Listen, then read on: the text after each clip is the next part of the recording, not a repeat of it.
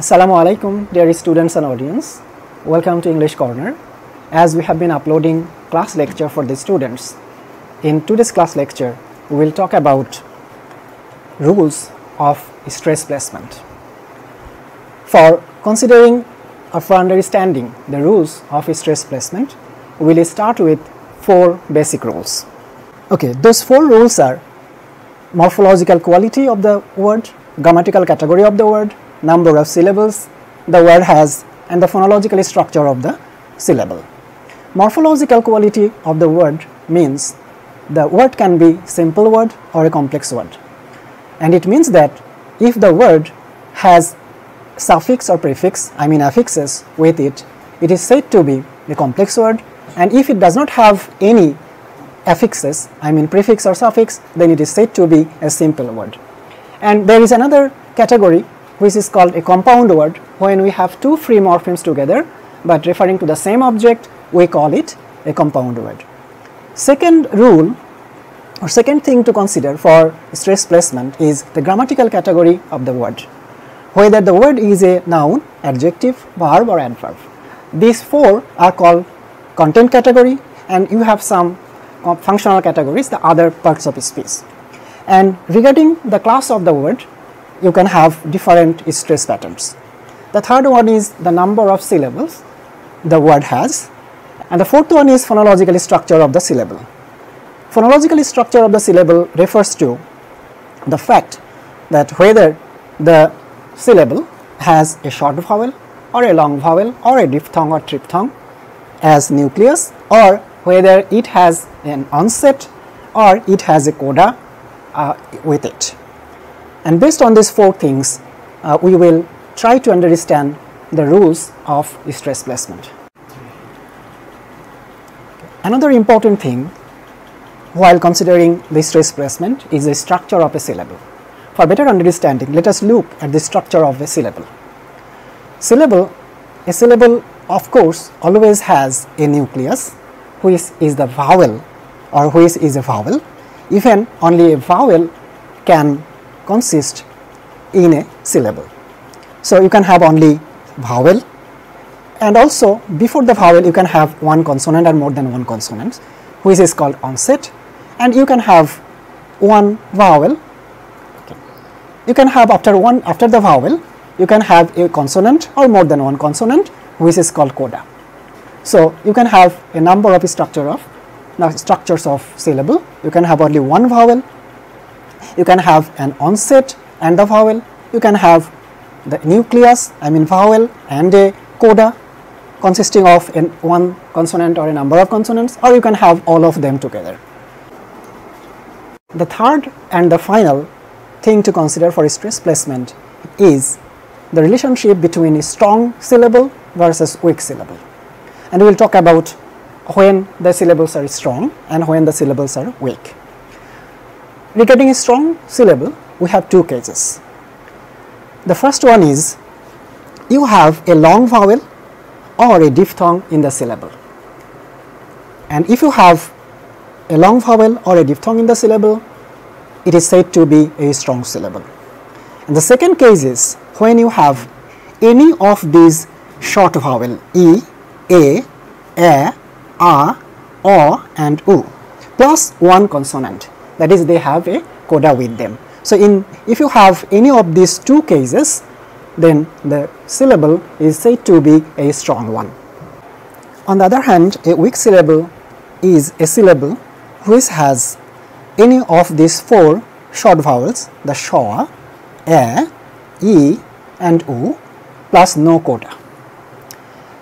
Sometimes with schwa you can have one consonant, but with schwa one consonant plus one consonant is also an example of a weak syllable.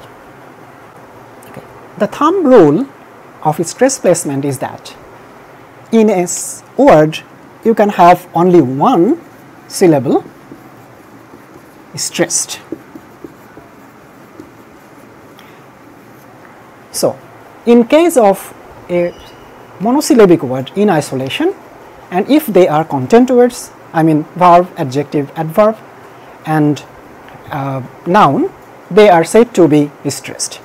But if you have more than one syllables in a word, of course one of them and not more than one of them should be stressed. Indeed, according to the thumb rule of stress placement, in a word you cannot have more than one stressed syllable. So very naturally, if you have two syllable word, of course one of them would be stressed, not both of them. Very natural. This is a general tendency for verbs to be stressed nearer the end of a word. So in case of verb, which one is to be stressed? Then which is nearer? Then nearer to the end. So in case of verb, it is the second one. Of course, if you have two, then of course it is the second one. You have two syllables, so the end point is the second one. And for nouns, nearer the beginning. So for the nouns, it is the first one. It's a general rule. Of course, in poetry, because of the placement of different words or two nouns together, side by side, you can have some different rules, of course. But normally, for verb, we can say it is the second, and for nouns, it is the first. We can say so. But then we look first at verbs. If the final syllable is weak, then the first syllable is stressed. Then again, that is not the first rule. You have other rules. Say, in case of verb, normally the second one is stressed. But if you have, say, the second one, if you have a weak syllable, then of course the first one is stressed. So which is the primary factor then? The primary factor is the weak or strong syllable. That is the primary factor, and then the secondary factor is whether it's a noun or a verb. But if both of them are strong, then which one is to be stressed? Say in verb, say both of them are strong, and the second one. Both of them are weak, second one. But if you have the first one as strong, and second one is weak, then of course it's the first one. For example, you have some examples here. Enter, and if you can understand this. Normally the second one was to be stressed. Enter, but second one has a schwa and no coda 2, so it is the weakest. So the first one is strong, that is why we have this as what? We have this as stressed. The first one as stressed. Then you have envy, the same thing happens. Envy, because it has sorry. Then you have equal, the same thing happens. You see schwa, though it has a consonant after it, but as it is a schwa, it is not a strong one. First one is strong. But if you have both the vowels strong or both the syllables strong, then the second one is to be stressed. A final syllable is also unstressed if it contains O. এখানে যেটা চিহ্ন দেখা যাচ্ছে না, শ and উ, এটা হচ্ছে একটা diphthong, এটা হচ্ছে বাংলায় ও, ওকার।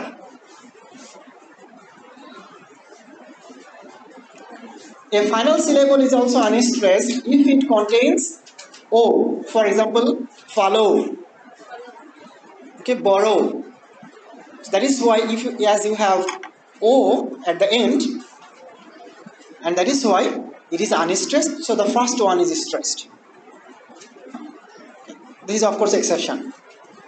O is a diphthong, and diphthong is supposed to be a strong one, but this is the natural case, and we cannot give you any explanation behind this because it is used so by the native speakers. These are not linguistic, these are paralinguistic. This is decided by the nature of the speech of the native speakers, as well as the cultural traits, cultural patterns of language of the native speakers. If the final syllable is strong, then that syllable is stressed. Even the first syllable is also strong. That is, if both the syllables are strong, the second one should be stressed. Okay. For example, apply, attract, rotate, arrive, assist, maintain. Two-syllable simple adjectives are stressed according to the same rule. So, with verb we can add adjective. So it becomes easier for you because adjectives and verbs follow the same rule. So if you can do with say verbs, then of course you can do with adjectives. For example, you have lovely, and you see the first one is stressed because the second one has e sound. This is a weak one. And then you have hollow. The second one you have o. That is why the first one is stressed. Clear? As with most stress rules, there are exceptions. For example, honest, perfect, both of which end with strong syllables but are stressed on the first syllable. There is no rule behind this. So in case of honest and perfect, though the second one is strong, but the first one is stressed. These are exceptions. Next, nouns require a different rule. Nouns require a different rule. Stress will fall on the first syllable unless the first syllable is weak and the second syllable is strong. So you can say just the opposite. But of course you have to follow the rules of weak and strong ones. So in case of noun, it is the first one. Normally the first one is stressed unless the first one is a weak and the second one is a strong. But if both of them are weak, then the first one is stressed. If both of them are strong, first one is stressed. But if you have the first one as is weak and the second one is strong, then second one is stressed because of that strength, because of being strong. Second one being strong. Is that clear? Okay. Other two-syllable words such as adverbs seems to behave like verbs and adjectives. Then easy. So you have adjectives, adverbs and verbs follow the same rule. And it is a noun which follow different rules. So two things are very important. I am repeating for your summarizing. That we have two basic rules for two-syllable words. And the primary rule is that whether it's a weak one or a strong one. If you have E, Shaw and U and no coda, and in case of Shaw with coda, they are weak syllables. So, and in case of verbs, adjectives and adverbs, the last one is to be stressed unless it has a weak one and the first one has a strong one. And there are some exceptions like O, okay, and honest and perfect.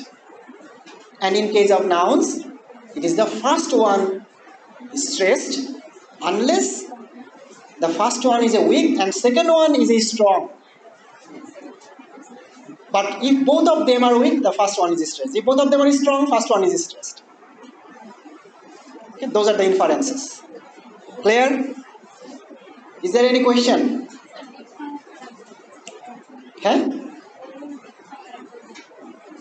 In case of O, so you say you have adjectives or verbs, two-syllable adjectives or verbs, but the second one, O is a strong syllable, no doubt.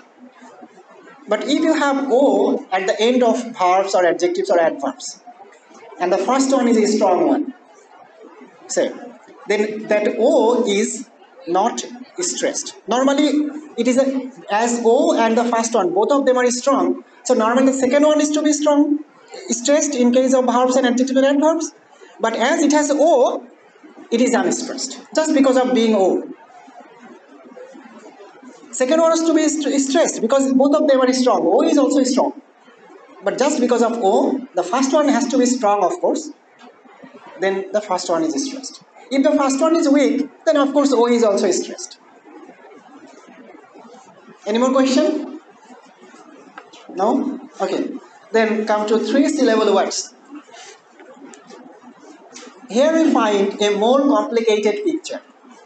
One problem is the difficulty of identifying 3 syllable words which are indisputably simple. Simple means morphologically simple. It does not have any suffix or prefix. In simple verbs, if the final syllable is strong, in simple verb mean which does not have any suffix or prefix or no way modified, then it will receive primary stress. In simple verbs, if the final syllable is strong, because it is verb, and I have already told you, or it has been already said, that in verbs, the syllables near the end is to be stressed. So there is no problem. You have 3 syllables, but the last one is near the end. So then the ending syllable is to be stressed because it's a verb. For example, entertain, resurrect. If the last syllable is weak, then it will be unstressed. And stress will be placed on the preceding penultimate, that is just before the last one, which is just before the last one, penultimate. If that syllable is strong, but the criterion is that it should be strong, the last one is weak, and the penultimate is strong, then it will be the penultimate syllable is stressed. Okay. For example, determine. So you have mean, M-I-N, so this is weak because I is weak or E is weak. So you have ta, the ta, it's a long vowel. So long vowel is always stressed, is always strong. That is why the second one is stressed. If both the second and third syllables are weak, then the stress falls on the initial syllable. That's the first one. For example, pardi, you see that you have schwa and e, no coda. That is why both of them are unstressed, both of them are weak. And the first one is air, this is strong. Okay. Monitor, in the same way, you have schwa and e. Nouns require a slightly different rule as usual. The general tendency is for stress to fall on the first syllable unless on first syllable unless it is weak. Same thing as it is with the 2 syllable words. Quantity. So the first one is strong. It does not matter whether the second and third ones are strong or not. If first one is strong, then it is the stressed. It does not matter whether the others are strong or weak. However, in words with a weak first syllable, the stress comes on the next syllable. Very same rule, just opposite direction. When a 3 syllable noun has a strong final syllable,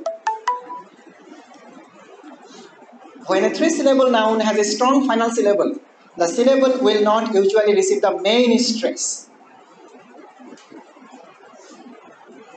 When a 3 syllable noun has a strong final syllable, the syllable will not usually receive main stress.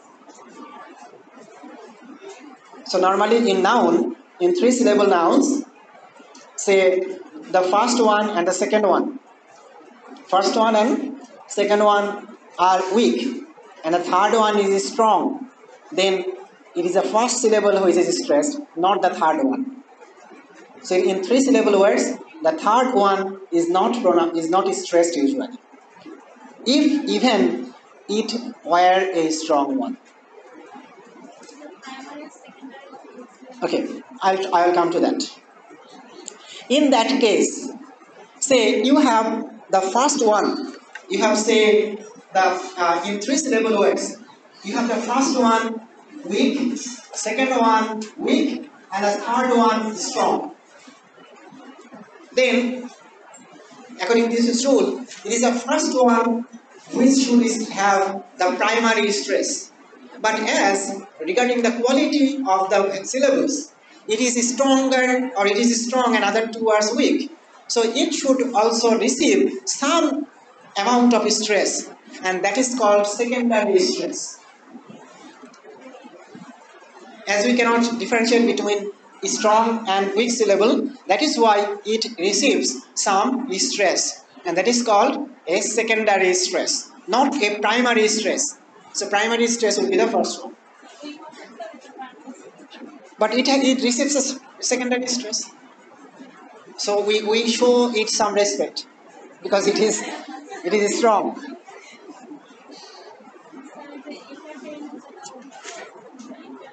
They have not shown it, but this is the rule. They have just shown it that, for example, opportune. So you see that the first one, the last one has a last one has a long vowel. So long vowel is of course stronger than the short vowel. Okay, but it is an adjective, and the same way it follows the rules of verbs. But as it has e is of course short, weaker than the last one, but still it does not have. Okay. Alkali, the last one is, you see that last one is a diphthong, I. So of course it is then stronger than the first one, a. But as as the first one is strong and the last one is not less than strong, that is why it has got the first one is stressed. This is the rule. Okay. Adjectives seem to take the same rule. First one is given if all of them are strong. Unless second one is strong and the first one is weak, then the second one is stressed. But if the third one is strong and others are weak, then still the last one is not stressed, but it gets some stress, which is called secondary stress.